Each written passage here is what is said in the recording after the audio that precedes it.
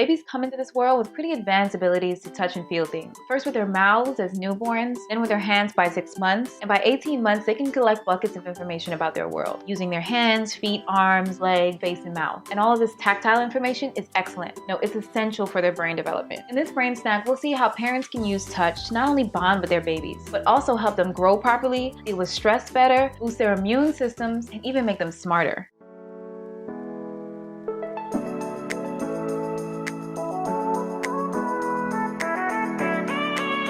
Every Psych 101 student knows this monkey and knows this experiment. In a now famous study, Harlow raised baby rhesus monkeys with 2 surrogate mothers. One barbed-wired mom that provided food, and another that provided no food but did provide the comfort of touch. Contrary to what was predicted, the babies preferred and became attached to the cozy blanket surrogate and not the one that fed them. Other peer-reviewed experiments also confirm this importance of social touch. Not only is it central for bonding and attachment, research proves that in virtually every mammal, physical contact is vital for physical growth. Babies simply do not develop normally if they aren't held, handled, snuggled, and cuddled, especially in the first few weeks to months of life. Physical touch promotes the release of growth hormones, so its absence or infrequence can result in stunted growth or developmental delays. This is one of the main reasons why kangaroo care, where parents spend several hours a day in skin-to-skin contact with their newborn baby, has become a routine part of the care offered to premature babies, and with quite promising results. Preemie babies breathe and sleep better, gain weight faster, maintain their body temperature sooner, and breastfed longer when their treatment involved kangaroo care versus babies that were treated with an incubator. Similarly, a baby's cognitive development is enhanced mightily by physical touch and hurt mightily by its absence.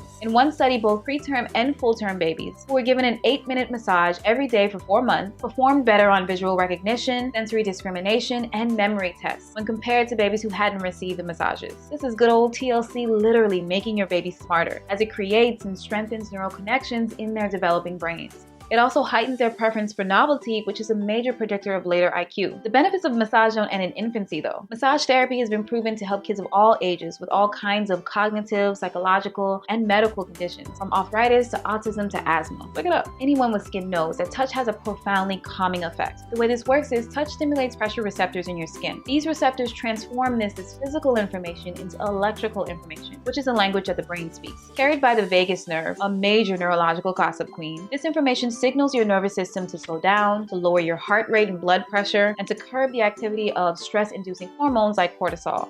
It also triggers the release of serotonin, which is responsible for that sort of calm and pleasure that we feel when we're touched by people we love. But touch doesn't just stimulate temporary changes in our physiological state. It has long-lasting and even permanent effects on the mental health of a child and adult. Early love and affection permanently reduces the reactivity of the stress response in mammals, mainly by increasing the number of receptors for calming chemicals like benzodiazepine. In other words, your hugs and kisses physically and chemically change your baby's brain and enhances their ability to deal with stress for the rest of their lives. Indeed, studies prove that daily massages for 6 to 10-year-olds are associated with lower levels of anxiety and stress, better mood, appetite and sleep quality, and higher levels of attentiveness and sociability in school. Hey baby, you want a massage?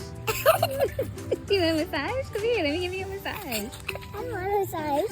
Come get this massage. Lastly, cuddles and kisses don't just keep your baby happy, they keep them healthy too. Handled animals produce higher levels of antibodies in response to a pathogenic invasion than non-handled ones, and therefore get sick a lot less and recover a lot sooner when they do. Furthermore, cortisol, that stress hormone that I mentioned earlier, is a suppressant of the immune system and wreaks havoc on your organs and tissues when elevated for prolonged periods. Not only does your tender loving care boost their immunity in the short term and long term, it confers lifelong benefits and protection against inflammatory diseases that are linked to high levels of cortisol, like depression, diabetes, and even cancer. With their heightened ability to deal with stress, will be less likely to suffer from these negative impacts of cortisol. So in sum, physical touch is a powerful brain booster for babies and kids. It promotes their physical growth, their cognitive development, their immunity, and their mental health, now and in the future.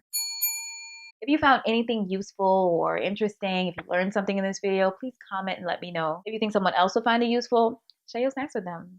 Thanks again for watching. See you at snack time.